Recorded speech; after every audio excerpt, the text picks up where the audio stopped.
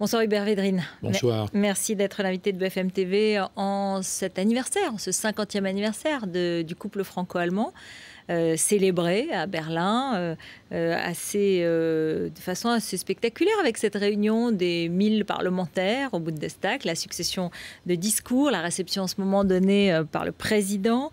On disait pourtant qu'il n'y avait plus tellement de passion. On disait que cette relation s'était vidée de sa substance. L'UMP, par exemple, accuse François Hollande de l'avoir dénaturé, affaibli, atténué, transformé. Ça, c'est un commentaire partisan, c'est autre chose.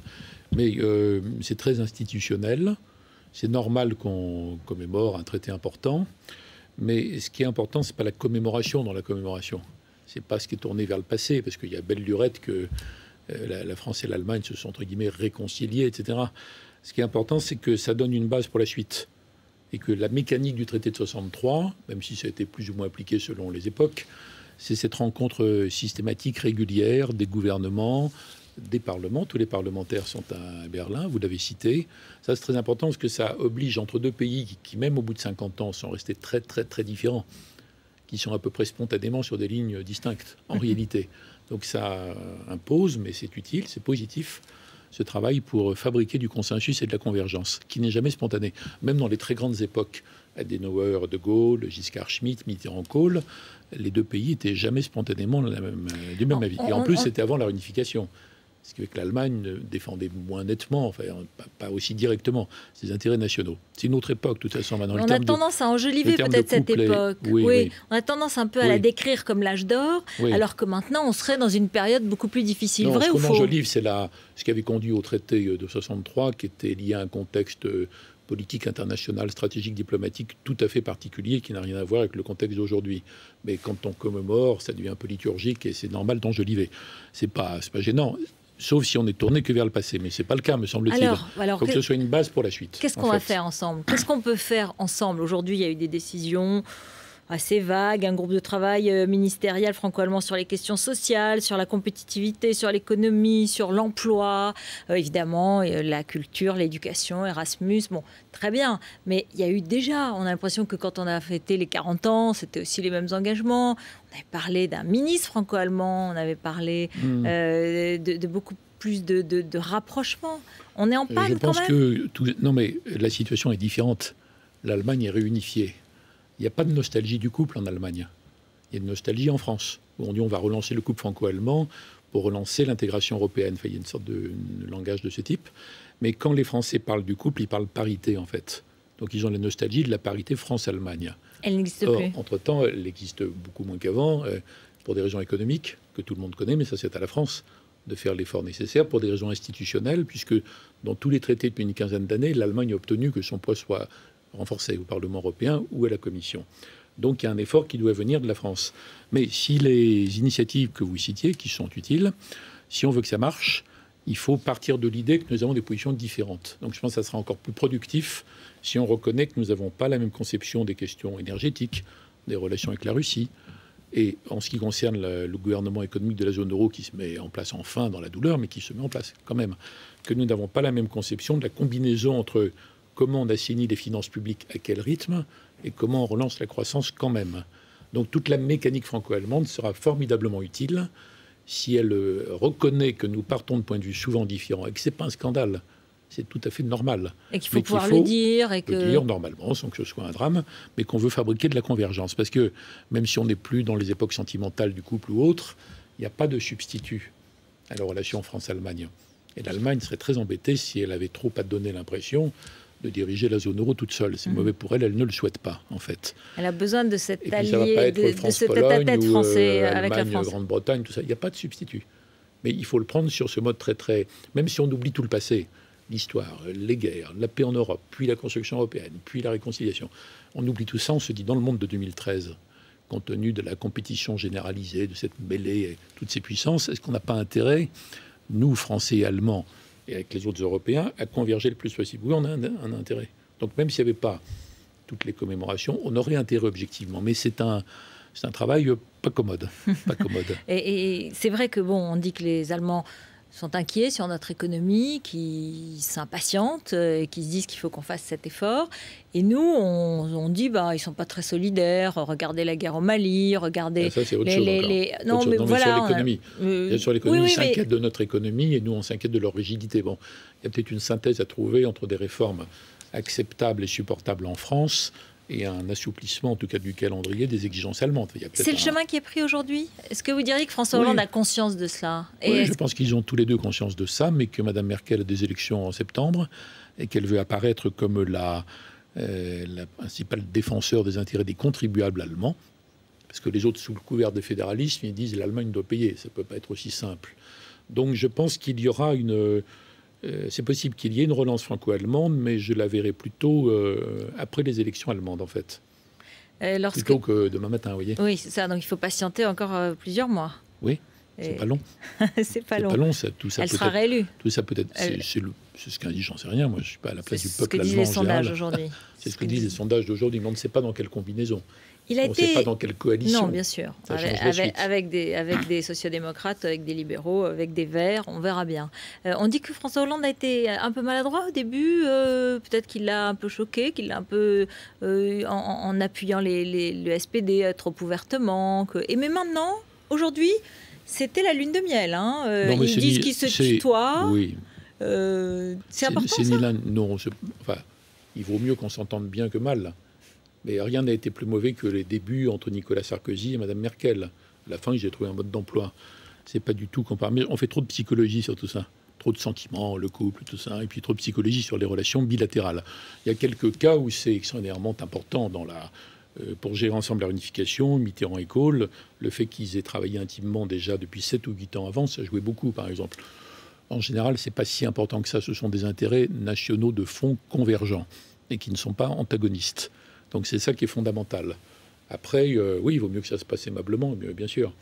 Mais c'est pas ça qui fait que brusquement on a la même vision sur l'énergie, sur la Russie. C'est un travail plus ingrat parce que chaque pays a raison en quelque sorte. Il a des raisons profondes, historiques à lui d'avoir telle ou telle position.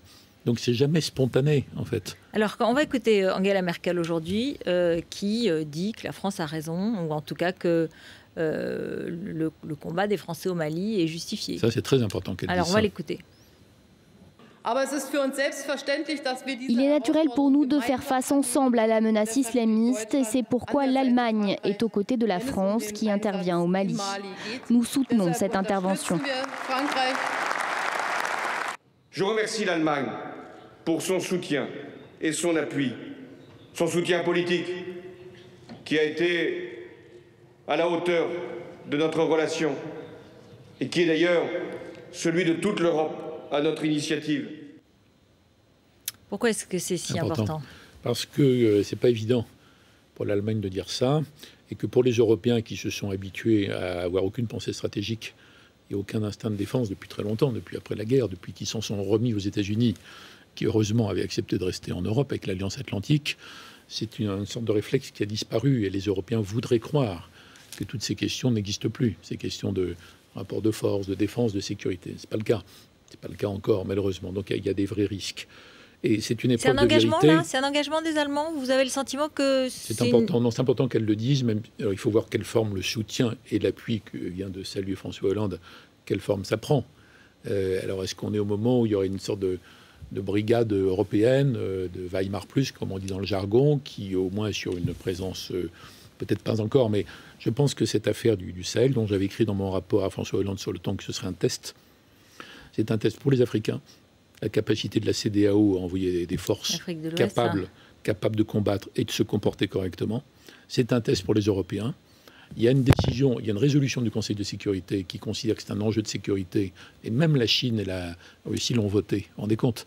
Évidemment, ils attendaient une force africaine en l'urgence. Il a fallu que la France y aille parce qu'il n'y avait pas d'autres pompiers disponibles. Mais vous regrettez? Non, pas du tout. L'autre décision aurait été tragique dans ses conséquences. Attendre ou regarder. Oui, c'est ça. Laisser faire. Laisser se désagréger le Mali. Il aurait fallu que 20 pays montent une opération dans un an ou deux, dans des conditions bien pires, pour rétablir l'ordre, la paix dans tout ça. Donc il fallait le faire, mais ça ne veut pas dire que ce soit simple après. Mais ce n'est pas simplement une épreuve pour la France. qui est en première ligne et dont il faut souhaiter qu'elle soit très très très vite soutenue concrètement, et par les Africains et par les Européens, les Américains, etc. Et l'Algérie d'ailleurs a une attitude plus ouverte, enfin, plus compréhensive que ce qu'on pouvait penser avant. Mais c'est une épreuve donc de vérité pour les Africains et pour les Européens. S'ils ne vont pas un peu plus loin au-delà de ce qu'ils ont dit, et qui est déjà très bien, ce qu'a dit Mme Merkel, c'est pas dans le sens de l'opinion allemande, c'est déjà bien. S'ils vont pas plus loin, tous les discours sur l'Europe de la défense, déjà toujours un petit peu virtuels, vous voyez, n'ont plus tellement de sens. Mais je pense que ça va faire bouger les choses. C'est-à-dire que la prise d'otage aussi en Algérie a encore fait bouger l'opinion allemande et européenne, certainement. Il y a eu le sentiment que la menace concernait tous les Européens et tout le monde. Mais bien sûr. Si ça ne concernait pas tout le monde, si ce n'était pas dangereux pour tout le monde, qu'il y ait une sorte de grosse base arrière de djihadistes, terroristes sahariens, avec toutes les conséquences, le Conseil de sécurité ne serait pas mis d'accord. Il n'arrive pas à se mettre d'accord sur la Syrie, par exemple. Donc c'est bien qu'il y a quelque chose pour tout le monde. Donc là, je crois que, en tout cas, il faudrait que ce soit utilisé pour provoquer une sorte de réveil de cette Europe qui est depuis trop longtemps dans une sorte de sommeil stratégique. Et là, la France n'est pas là pour elle, en fait. Elle est en avant-garde de l'Europe. Et ça doit être une avant-garde. Donc, et des valeurs de la démocratie face à des terroristes. Oui, mais installer la démocratie dans le Sahel, c'est toute une affaire, c'est compliqué. Non, je vous pose la question parce qu'on se pose beaucoup de questions sur la rhétorique. C'est vrai qu'on a été peut-être un peu surpris. Le quotidien Le Monde, aujourd'hui, s'interroge un peu sur la rhétorique de François Hollande en disant, voilà, ça a des accents néoconservateurs. On a le sentiment... Vous traduisez ce que ça veut dire. Oui, on a l'impression que c'était les amis de George Bush qui déclaraient la guerre au terrorisme et qui, au nom des valeurs de l'Occident. Et en même temps, est-ce qu'il n'est pas temps de le dire clairement? Est-ce que c'est pas la vérité objective aujourd'hui? Non, la vérité objective est plus concrète encore. C'est que la France a dû intervenir en urgence parce qu'elle était la seule disponible, capable, dans un cadre légal et légitime donné par le Conseil pour stopper l'avancée. Il nous reste 2 minutes. Est-ce qu'il ne faut pas mobiliser l'opinion et les Européens, et justement pour les réveiller de ce sommeil que vous décrivez, sur cette réalité? Est-ce qu'il faut qu'on s'inquiète de la rhétorique ou est-ce qu'il faut qu'on dise les choses? Il faut que la rhétorique soit mobilisatrice aussi pour les Africains et pour les Arabes. Il ne faut pas les heurter. Pas les heurter, non. Il faut admettre leur point de vue. Je ne dis pas qu'il faut admettre les critiques du président égyptien, mais il faut tenir compte du fait qu'il a dit hier qu'il était contre l'intervention. Il y a beaucoup d'autres opinions. Ce n'est pas qu'une affaire européenne. Si on veut une mobilisation qui soit également arabo-africaine, parce que c'est un danger pour eux. Après tout, depuis qu'Al-Qaïda existe, Al-Qaïda a tué plus d'Arabes que d'Occidentaux. Il faut le rappeler tout le temps, ça. Bien sûr. Donc il faut avoir une... on peut comprendre que dans le feu de l'action, je me rappelle de la façon dont était présentée l'affaire du Kosovo, par exemple, il y a évidemment des arguments qui sont forts, qui sont mobilisateurs dans chaque pays. Mais il faut avoir une présentation qui est bien conforme à ce qui a été dit par le Conseil de sécurité, qui est la source de la légalité internationale. Vous partagez cette inquiétude sur la rhétorique? Vous vous dites, attention, le président a peut-être parlé trop crûment? Je ne suis pas inquiet parce que je suis convaincu qu'on va rester dans la ligne du Conseil de sécurité. C'est-à-dire qu'il s'agit d'aider à la reconstitution, restauration de la souveraineté du Mali. Donc ce n'est pas la France qui est dans une opération de conquête ou de reconquête. Ça n'a aucun caractère néocolonial. Ça n'existerait pas si le Conseil de sécurité ne l'avait pas justifié. L'appel à l'aide du président du Mali n'aurait pas suffi. Est-ce qu'on a les moyens de se déployer sur un territoire vaste comme 2 ou 3 fois la France? Alain Juppé dit non. Il ne s'agit pas d'occuper, d'être présent sur l'ensemble des milliers de kilomètres de frontières. Il s'agit de faire en sorte que le Mali, aidé par une force africaine qui arrive trop lentement, mais qui commence à arriver alors que c'était prévu pendant 6 mois. Si la France n'était pas là, il ne serait même pas en train de commencer à arriver. Donc il faut que cette force puisse s'installer, que le Mali contrôle son territoire au moins autant qu'avant. Mais même avant, il n'y a jamais eu ni au Mali, il faut voir ce que c'est, la taille de ces pays, le désert, tout ça. Donc ni en Algérie, ni au Mali, ni au Niger, etc., il y a un contrôle complet des frontières. Est-ce que la France a la capacité d'agir? Oui, sinon elle ne serait pas là. Voilà elle ne serait pas là. Le Donc, mot il n'y a pas de de la débat fin. sur la capacité, je crois. Mais c'est la suite qui compte. Et n'oublions pas qu'il doit y avoir une suite politique entre Maliens et une suite économique et une reconstitution d'une économie viable dans la région, y compris agricole. Il faut penser à ça. Tout de suite, on en reparlera, je suis sûre. Merci Hubert Védrine d'être venu sur le plateau de BFM TV. Restez avec nous. Après le journal de Rachid Mbarki, notre face-à-face du mardi, Malek Bouti, le socialiste, Guillaume Pelletier, l'UMP. À tout de suite.